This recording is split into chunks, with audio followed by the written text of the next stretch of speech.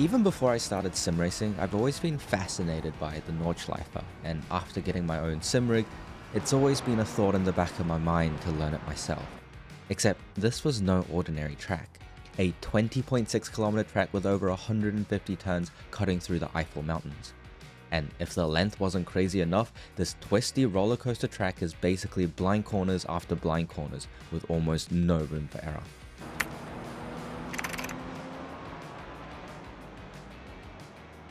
Day 1 was purely survival.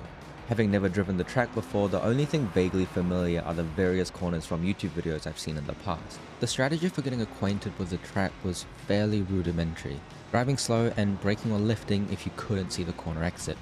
Except I'll quickly come to find out that the entire track is just blind corners or leading into blind corners.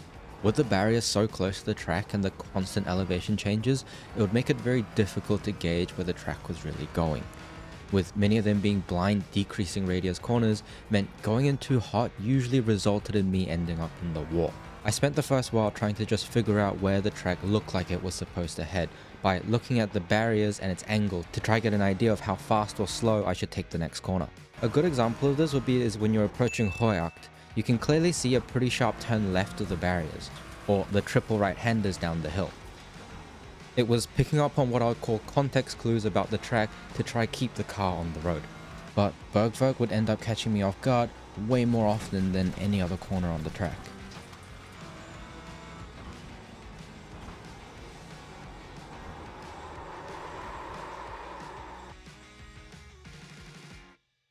I spent most of my time at the rear end of the grid. Since I was essentially learning on the job, I didn't want to ruin anyone's race from making mistakes and driving slowly.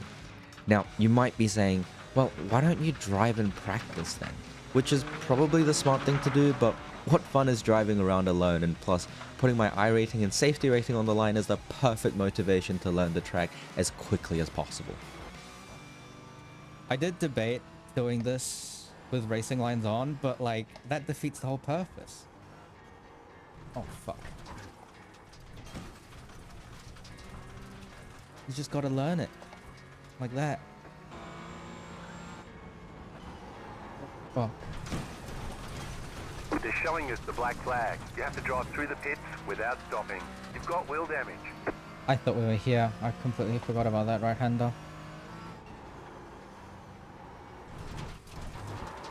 Oh, for God's sakes.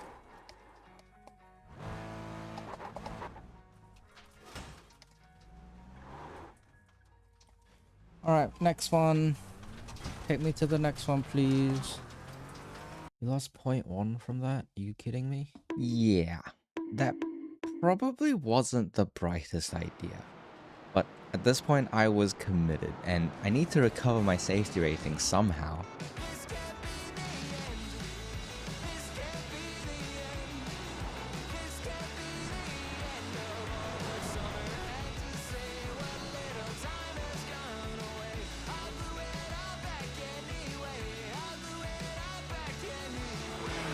The initial learning curve of the track was probably the most difficult. The track basically has no braking markers, very little runoff, bumps literally everywhere, and trying to cram 153 odd corners in one day is probably more information than what I crammed for my university exams. Oh yeah, and did I mention the curbs?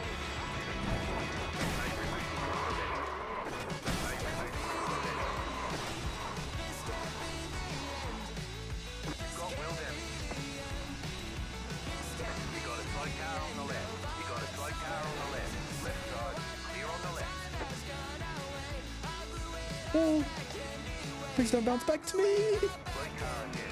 Car stops on the right. Car stops ahead.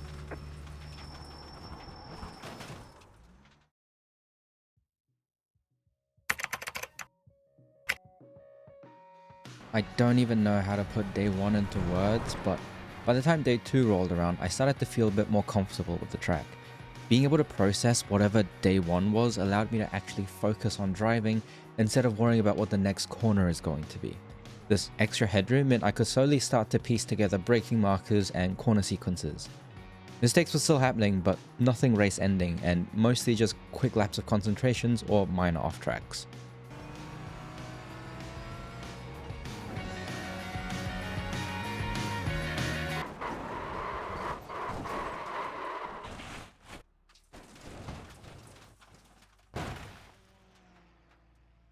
the fuck?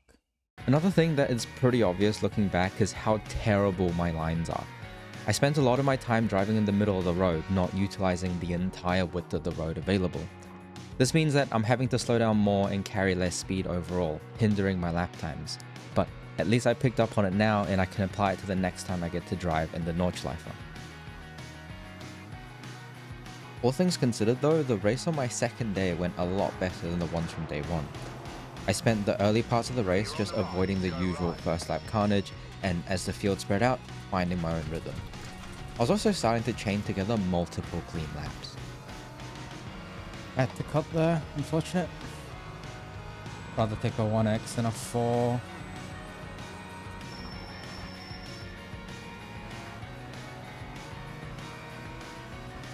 I want to leave like some room just so in case these guys crash, I have time to stop. I did a lot of races in day 2, most of them being relatively clean but with a few incident points due to some door-to-door rubbing or slight off tracks. But it'll be on my final run where I'd have a near perfect race. Green flag, green flag.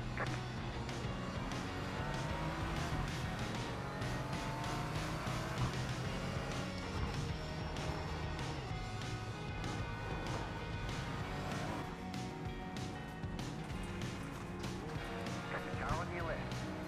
Clear on the left.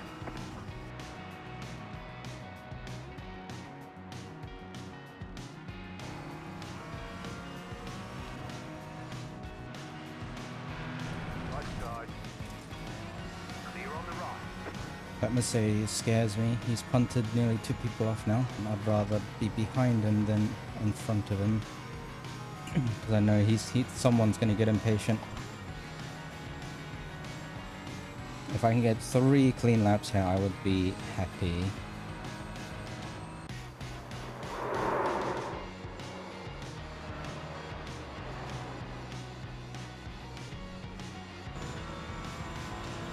Car stopped ahead. Go right. Slow car ahead. Go right. The next car's the leader.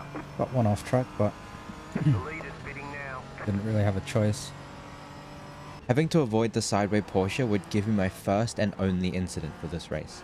As much as I would have liked to have a 0x, I'd rather be a bit safe and go a little wider and take the 1x if that means I don't get randomly T-boned by them trying to rejoin the race.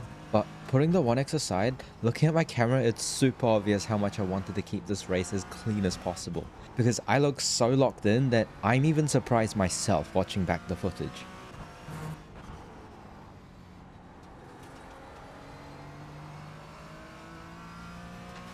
Wait.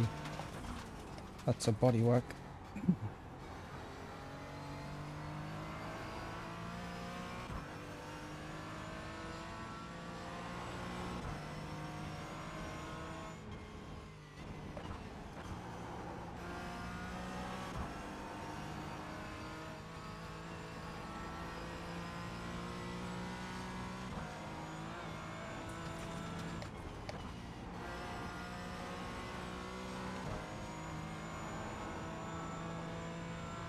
This race was a massive confidence booster, and I'd carry this momentum into my third and final day, where I'd attempt the IMSA Sports Car Endurance Challenge, a 2-hour multi-class race consisting of GT4s and LMP3s, and this would be the ultimate test of everything I've learned over the past 2 days. So I spent some time like trying to find pace on this track, and oh my god, it's absolutely terrifying just trying to find time. Because you spend... the track is already like quite narrow, so you don't have a lot of margin of error. And the way I approached trying to get more speed was trying to extend the track. Only problem was that a lot of the curves on this track is kind of a death trap. You hit it and the car goes flying. So then you have that fear mixed with trying to push the car.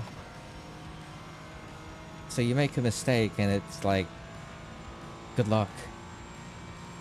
Okay, so apparently since I don't know how to speak a coherent sentence, what I was trying to say was that I spent some time trying to find some pace while working on my biggest problem on this track, which was using the entire width of the track available. However, in the process of using more of the track, I often had times where I'd push too far and end up clipping the curbs. As seen earlier, some of these curbs are not safe at all. So it was mostly these two factors that made it difficult for me to try push harder. Another thing to consider is that the Nordschleife is already an unforgiving track. But the harder you push and get towards the limit, the more likely you are to lose the car. It's being able to juggle all these factors and more which fast drivers do to extract the lap times on any car in track.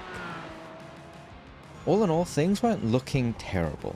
I did unfortunately rack up some incident points from the race start and a few off tracks, but nothing major.